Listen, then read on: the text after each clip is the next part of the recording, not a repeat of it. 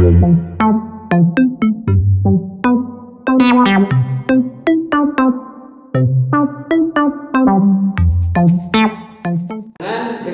takbiratul ihram apabila niat sholat.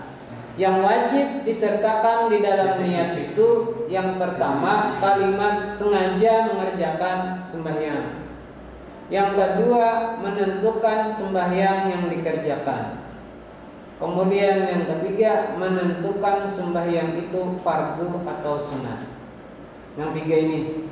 Pertama kalimat sengaja sembahyang. Yang kedua menentukan sembahyangnya. Maksudnya sembahyangnya sembahyang apa, zuhur, asar, jangan tidak disebutkan. Makanya kalimatnya lalu sengaja aku sembahyang zuhur, sengaja aku sembahyang fardu asar. Yang ketiganya kan ada fardunya. Jadi jangan sampai ketinggalan yang tiga ini. Karena yang tiga ini termasuk wajib untuk dikerjakan di dalam niat. Contohnya sekali lagi Bapak contohkan Allahu Akbar. Ketika Allahu Akbar, Allah pertama sudah kita pasang niat, kita sengaja harus sembahyang. Bar itu anggap fardu zuhur. Jadi sengaja aku sembahyang fardu zuhur. Makanya yang namanya membaca takbir tidak bisa terlalu cepat karena di sana ada niat yang harus kita pasang. Itu ya tentang niat. Contoh lafal niat. Ini contoh lafalnya. Untuk niat sembahyang zuhur, usolli fardhu zuhri arba'a raka'atin mustaqbilal qiblati adaan lillahi ta'ala. Allahu Akbar. Ketika Allahu Akbar di dalam hati sahjaku sembahyang fardu zuhur. Yang usollinya tadi itu namanya lafal niat. Yang niatnya adalah ketika hati kita berbicara, ketika kita menyebutkan Allahu Akbar. Sehingga antara hati dengan mulut jalannya beriringan dan jalannya seimbang sama. Jangan sampai mulutnya mengucap Allahu Akbar, hatinya tidak termasuk ke dalam kegiatan sholat. Kemudian yang kedua niat sembahyang asar. Ini lafal niatnya usolli fardul asri arba'a raka'atin mustaqbilal qiblati adaan lillahi ta'ala. Pada waktu mengangkat takbir, ini yang Bapak ganti kalimat Allahu Akbarnya. Sajaku sembahyang fardu asar. Yang di dalam hati sajaku sembahyang fardu asar. Tapi yang di dalam mulut, yang keluar di mulut adalah Allahu Akbar. Yang di dalam hati sajaku sembahyang fardu asar. Berarti niat kita adalah sembahyang asar. Kemudian yang ketiga, contoh lafal niat sembahyang maghrib. Sholli fardhu maghribi salasa raka'atin mustaqbilal qiblati adaan lillahi ta'ala. Pada waktu mengangkat takbir Allahu Akbar, maka di dalam hati sajaku sengaja sembahyang fardu maghrib sampai kemudian ke subuh. Sama, jangan sampai nanti ketika mengangkat takbir niatnya tidak ada. Karena tadi sudah Bapak sebutkan, minimal kita itu bisa khusyuk adalah pada waktu mengangkat takbir. Kalau tidak bisa dari awal sampai akhir di takbir, minimal kita wajib khusyuk sholat. Kayak apa khusyuk sholat di waktu takbir? Ketika takbir antara mulut membaca Allahu Akbar, hati juga ikut membaca niat. Kemudian yang kedua setelah niat. Jadi setelah niat, rukun yang kedua itu adalah takbiratul ihram. Yang namanya takbiratul ihram itu kalau di dalam bahasa Indonesia adalah ketika kita sudah bertakbir, maka yang lain itu tidak boleh lagi kita kerjakan. Itu namanya takbiratul ihram. Ditandai dengan mengangkat tangan dan mengucap lafaz Allahu Akbar. Nah, penjelasan tentang kalimat Allahu Akbar ini banyak. Jangan sampai kita tersalah ketika kita mengucap Allahu Akbar. Jadi yang pertama, syarat takbir. Karena takbir ini tidak bisa juga sembarangan asal-asalan. Makanya pesan Bapak, tolong dilihat benar-benar tulisan Allahu Akbar. Karena kalau cuma sekedar ilmu mendengar tanpa melihat tulisan, bisa-bisa bacaan kita jadi salah bacaan Allahu Akbar. Syarat-syarat takbir yang pertama, mendatangkan sekalian huruf. Jadi huruf yang ada di Allahu Akbar jangan sampai tidak kita ketahui. Dari Allah, alif, lam, lam, ha, Allahu Akbar. Jika puasa, maksudnya jika puasa, jika kita bisa berdiri puasa. Kalau tidak puasa, berdiri boleh berduduk. Tapi wajib untuk mendatangkan sekalian huruf-huruf takbir. Duduklah, berabahkah, Allahu Akbar tetap wajib. Lafaz takbir dapat didengar oleh telinganya sendiri. Nah, ini perlu diketahui. Jadi yang namanya sholat itu, kalimat takbir minimal bisa didengar oleh telinga kita yang mengucapkan sendiri. Oke lah orang lain kadang mendengar, tapi kita wajib untuk mendengar. Tidak boleh takbir itu di dalam hati. Jadi takbir wajib didengar oleh telinga. Kalau misalnya telinganya kebetulan kurang pendengaran, minimal perasaan kita bahwa ketika kita membaca itu telinga kita sudah mendengar. Kemudian yang ketiga, syarat takbir itu adalah lafalnya Allahu Akbar, tidak boleh diganti dengan kalimat-kalimat lain. Kemudian yang keempat, mendahulukan lafaz Allah daripada lafaz Akbar. Artinya tidak boleh diputar atau dibolak-balik. Kemudian selanjutnya dengan bahasa Arab, maka tidak boleh lafaz takbir dengan selain bahasa Arab. Sealim apapun seseorang, kalimat Allahu Akbar tetap harus dengan bahasa Arab. Di daerah manapun dia sholat tidak boleh dirubah dengan bahasa daerah. Artinya ketika membaca Allahu Akbar, seluruh orang sholat itu kalimatnya sama. Kemudian syarat-syarat takbir berikutnya adalah alif Allah dan ba akbar tidak dipanjangkan. Artinya membacanya tidak boleh Allahu Akbar. Nah, itu namanya alif dipanjangkan, huruf ba-nya dipanjangkan. Ini tidak boleh di dalam ketentuan sholat. Jadi harus yang panjang-panjang, yang pendek-pendek membacanya. Kemudian berikutnya lagi, syarat daripada takbir itu adalah ba akbar tidak ditasdidkan. Kayak apa membaca ba itu ditasdidkan? Allahu Akbar. Allahu Akbar berarti ba-nya itu tasdid. Ketika ba-nya tasdid berarti ketika kita membaca Allahu Akbar, bacaan kita juga salah. Maka ini tidak termasuk syarat. Kemudian berikutnya antara lafaz Allah dan lafaz Akbar jangan ditambah waw. Kayak apa contoh ditambah waw?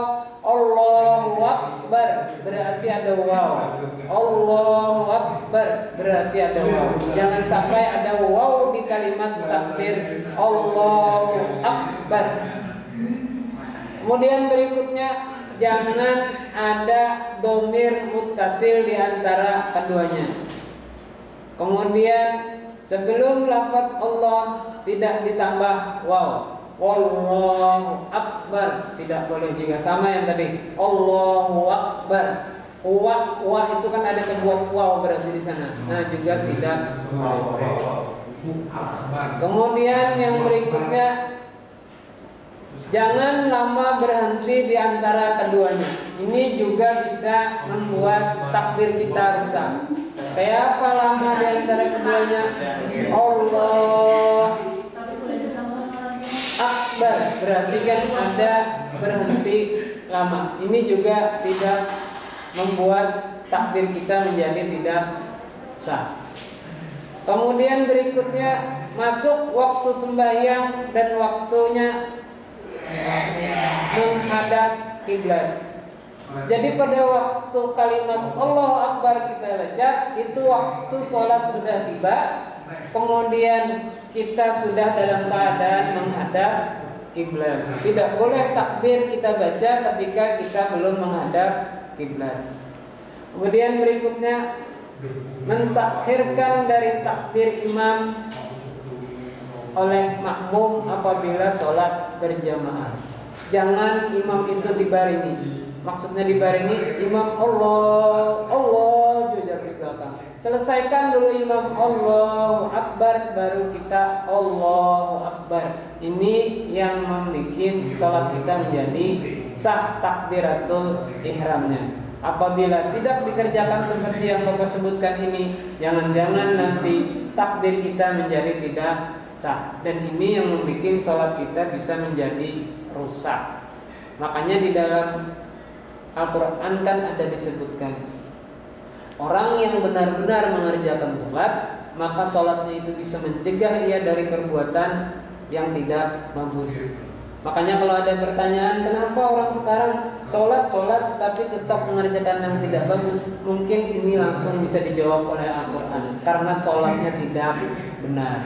Kenapa jadi sholatnya tidak benar? Karena dia tidak mau belajar tentang sholat. Sholat cuma dikerjakan sesuai dengan yang dilihat, tanpa mau mempelajari apa-apa tentang ketentuan sholat. Kita tidak usah masuk ke sholat yang terlalu berlebihan. Dari niat dan takbiratul ihram saja, kalau kita tidak belajar, Bapak yakin kita banyak yang menemui kesalahan di dalam sholat. Ini Bapak contohkan, Bapak ulang dulu yang dua ini supaya ingat. Yang pertama tadi niat. Ketika kita niat, jangan dianggap ketika membaca lafal niat berarti sudah tunai niat kita. Lafal itu bukan niat. Usolli fardhu zuhri arba'a takbiratin mustaqbilal qiblati adaan lillahi ta'ala. Itu bukan niat, itu lafal. Niatnya kapan? Ketika kita mengangkat takbir. Apa yang wajib dibaca pada waktu niat? Sahjaku. Satu. Yang kedua, zuhur. Yang ketiga, fardu. Yang tiga ini tidak boleh ditinggal. Berarti kalau bahasanya Allahu Akbar, maka hatinya mengucapkan sahjaku, sholat, fardu, zuhur. Kalau tidak seperti itu, menurut di dalam buku fikih, berarti niat kita masih belum pas. Kapan niatnya? Kapan pasnya? Yaitu ketika kita sudah mulai bisa memasang niat pada waktu berbarengan dengan kita mengucap takbir. Ini diniat. Makanya di dalam sebuah riwayat juga ada disebutkan, orang seperti kita ini, seperti kita semua ini, minimal sholat itu khusyuk di takbir. Kenapa jadi minimal di takbir? Karena banyak dari kita takbir saja sudah tidak bisa khusyuk. Kenapa jadi tidak bisa khusyuk? Ketika kita mengucap Allahu Akbar, hati kita tidak mengikuti bahwa kita akan mengerjakan sholat, sehingga kita sendiri bingung. Tetapi kalau kita sudah menyebutkan seperti yang Bapak sebutkan di buku ini tadi, maka berarti nilainya kita sudah bisa khusyuk pada waktu mengangkat takbir. Kenapa jadi dibilang khusyuk? Karena yang namanya khusyuk adalah kita bisa mengerti, kita bisa memahami, kita bisa merasakan apa yang kita kerjakan. Di mana merasakannya? Ketika kita mengangkat takbir, hati kita ikut mengucapkan kita sedang mengerjakan sholat. Maka berarti antara hati dengan mulut ini berjalan beriringan dan sama. Itu yang di dalam niat. Kemudian yang kedua, takbiratul ihramnya jangan sampai tersalah ketika kita membaca takbiratul ihram. Apa tersalahnya? Satu, bisa aja ketika kita membaca takbiratul ihram telinga kita kadang mendengar. Padahal kada perlu orang lain, cukup telinga kita mendengar, berarti rukun dari takbir terpenuhi. Apabila telinga kita tidak mendengar, berarti takbirnya tidak sah. Kemudian jangan sampai ditambah atau ada di antara Allah dan Akbar itu huruf waw. Ini juga sering terdengar. Allahu Akbar berarti ada wawnya. Maka ini juga mengakibatkan takbir kita menjadi tidak sah. Kemudian dengan bahasa Arab ini jelas. Jadi ini dua dulu. dua ini, yang pertama niat, yang kedua takbir. Nanti silahkan coba-coba dipraktekkan masing-masing kayak apa cara mengangkat takbir supaya hatinya bisa ikut membaca ketika kita sedang sholat. Allahu Akbar. Hati kita juga misalnya sedang sholat zuhur, Allahu Akbar saja pun sembahyang fardu zuhur, maka itu namanya niatnya sudah dipasang di dalam sholat. Makanya Bapak ulang-ulang beda antara niat sholat dengan niat puasa. Kalau niat puasa bisa dikerjakan sebelumnya, tapi kalau niat sholat berbarengan antara mengangkat takbir dengan sholat. Kemudian rukun yang ketiga adalah berdiri betul atau berdiri bagi yang puasa. Ini untuk sholat fardu. Jadi kalau yang namanya sholat fardu yang 5 tadi, kita wajib untuk berdiri bagi yang mampu, kecuali bagi yang tidak mampu. Tapi kalau sholat sunat bisa dikerjakan duduk, bisa dikerjakan sambil berbaring, pokoknya bisa dikerjakan tanpa berdiri. Tetapi kalau sholat fardu selama puasa bahkan sampai bersender di dinding pun bisa, berarti dia wajib untuk sholat bersender di dinding, tidak dalam keadaan duduk. Ini untuk sholat fardu. Mungkin sementara cukup sampai 3 rukun sholat ini dulu. Silakan kalau ada yang mau ditanyakan, karena kalau rukun lain Bapak sebutkan nanti kebanyakan akhirnya tidak bisa dicerna. Yang pertama rukun sholat tadi niat, kemudian yang kedua membaca takbir, yang ketiga rukunnya adalah berdiri bagi yang puasa. Bapak cukupkan dulu sampai di sini. Silakan kalau ada yang ditanyakan, nanti insya Allah kalau bisa Bapak jawabkan. Kalau tidak bisa nanti Bapak lanjutkan materi berikutnya. Nanti saya bantu jawab. Bisa. Baik, Bapak akan coba menjawab beberapa pertanyaan yang ada. Yang pertama dari Enggalang kelas 10 ATM. Bagaimana cara menggapai sholat yang khusyuk? Sholat yang khusyuk ini bisa kita dapatkan apabila kita mengerti tentang ilmu sholat. Mengerti ilmu sholat itu maksudnya ketika kita mengerjakan sholat, kita tahu tentang syarat, kita tahu tentang rukun, kita tahu tentang sunat di dalam sholat, kemudian kita kerjakan, insya Allah sholat kita akan khusyuk.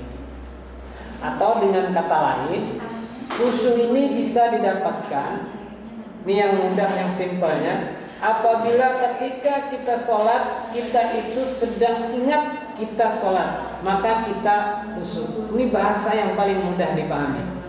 Kalau ketika kita sholat, pikiran kita tidak dalam keadaan sholat, maka berarti sholat kita kurang khusyuknya. Makanya khusyuk itu kan dibagi-bagi menurut di dalam buku fikih itu ada 3. Ada khusyuknya orang biasa seperti kita. Ini khusyuk yang biasa, ini khusyuk yang ketika kita sholat, kita itu mengerti kita sedang sholat. Itu masih dalam tingkatan yang biasa. Yang penting ketika kita membaca Allahu Akbar, kita sadar kita sedang membaca Allahu Akbar. Kayak apa caranya supaya kita bisa seperti ini? Belajar tentang tata cara sholat yang benar. Jangan cuma sholat itu sekedar melihat kemudian diturut tanpa dipelajari sendiri. Karena yang namanya gerakan sholat anak TK pun bisa, tetapi untuk isinya sholat tidak semua orang bisa. Seperti yang tadi Bapak contohkan, niat. Di mana letak niat? Ketika kita sholat, niat kita benar, maka minimal ketika permulaan sholat kita sudah khusyuk. Ya, untuk dalam nanti kalau untuk menggapai sholat khusyuk itu adalah caranya pelajari sholat itu secara khusus. Tidak bisa cuma sekedar melihat orang sholat kita turut kayak apa ini sholat, kita tidak akan bisa tidak bisa menemukan yang namanya khusyuk.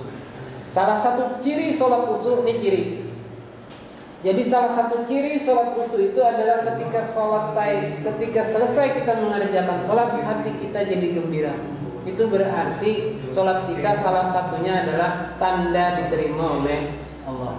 Tetapi kalau perasaan kita biasa-biasa saja, ada kemungkinan sholat kita itu masih kada benar. Apalagi sampai merasa terpaksa. Itu untuk enggalang. Kemudian yang kedua, apa yang harus kita lakukan ketika kita ragu saat menjalankan sholat? Contohnya lupa sholat, sujud sahwi. Sujud sahwi itu adalah sujud yang dikerjakan apabila kita lupa mengerjakan sholat jumlah rakaatnya. Apapun yang namanya rukun di dalam sholat, maka ketika kita ketinggalan, kemudian kita tahu atau ditegur orang lain, maka kita mengerjakan yang namanya sujud sahwi. Sujud sahwi itu letaknya berada di akhir sholat dengan membaca apa baca? Subah. Pokoknya sujud sahwi di akhir, lupa baca. Apa baca sujud sahwi? Ingat nah. Ayo ganti. Pokoknya itu namanya sujud sahwi. Sujud sahwi itu adalah sujud yang dikerjakan apabila kita ketinggalan atau kelupaan di dalam sholat, atau minimal di dalam sujud sahwi itu ada yang menyebutkan membaca subhanallah. Oh ya, bacaan sujud sahwi subhanaman la yanamu wa la yasbu. Jadi cara mengerjakannya, ketika kita sudah selesai sampai ke membaca tasawuf akhir, sebelum salam kita sujud. Ketika sujud kita membaca subhanaman la yanamu wa la yasbu. Baca 3 kali atau baca sekali kemudian duduk. Setelah duduk sujud lagi sekali, baca lagi subhanaman la yanamu wa la yasbu. Baru kemudian salam. Assalamualaikum warahmatullahi. Assalamualaikum warahmatullahi. Itu bacaan sujud sahwi apabila kita terlupa di dalam sholat. Kemudian dari Firdaus kelas 10 ATM.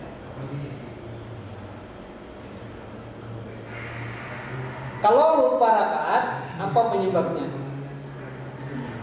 Jadi kalau kita lupa rakaat itu penyebabnya banyak. Dan yang paling sering adalah kita tidak khusyuk di dalam sholat, atau pikiran kita sedang memikirkan yang macam-macam, sehingga kita jangankan rakaatnya, kita sholatnya pun pasti pada waktu itu tidak sadar. Ini sudah berapa rakaat, kan ingat lagi. Kenapa? Karena pikiran kita pada waktu sholat tidak dalam keadaan sholat. Makanya Bapak tadi sebutkan di awal, minimal orang seperti kita ini adalah khusyuk pada waktu takbiratul ihram, takbirnya benar. Jadi macam-macam penyebabnya ya. Salah satunya mungkin pikiran kita memikirkan masalah macam-macam. Kemudian bisa juga ada gangguan-gangguan setan sehingga kita terlupa dengan jumlah rakaat, atau kita sedang kebanyakan masalah, akhirnya pada waktu sholat kita memikirkan masalah kita sehingga sholat kita menjadi tidak khusyuk dan kita menjadi lupa. Jadi penyebabnya banyak. Kemudian ada Halimatus Sa'diyah. Apa yang bisa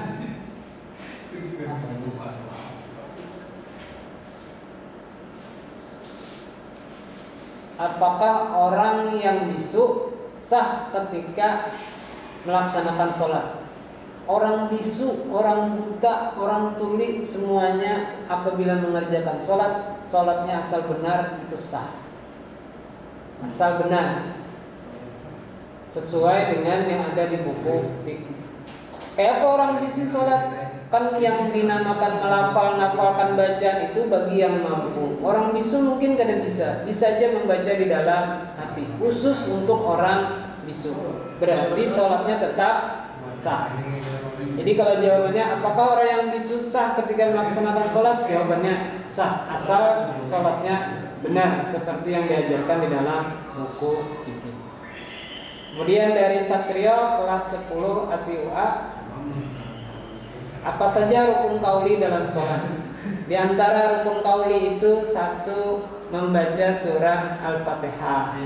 Al-Fatihah itu wajib diucapkan di dalam mulut.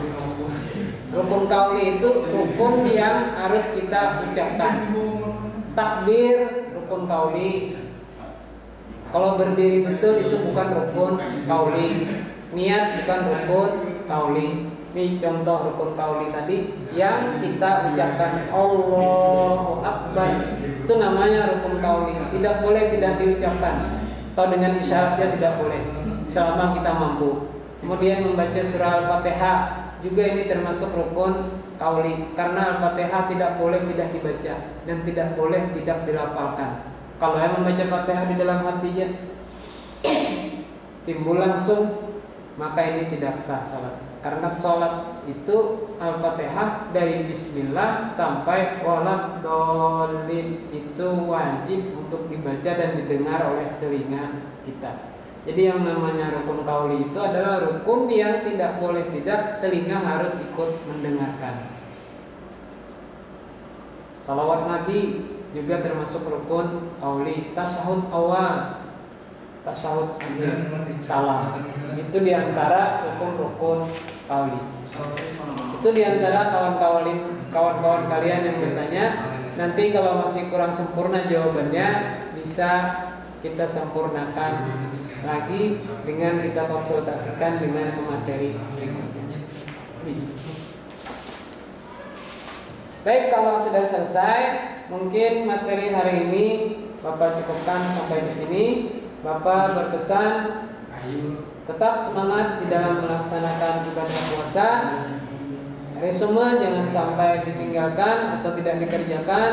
Kemudian tadarus juga kalau sudah selesai dikirim ke koordinator masing-masing. Mudah-mudahan apa yang sudah kita kerjakan ini bernilai ibadah di hadapan Allah Subhanahu wa taala, dan kita akhiri dan tutup pertemuan kita ini dengan sama-sama mengucapkan alhamdulillah. Billahi taufiq wal hidayah. Wassalamualaikum warahmatullahi wabarakatuh.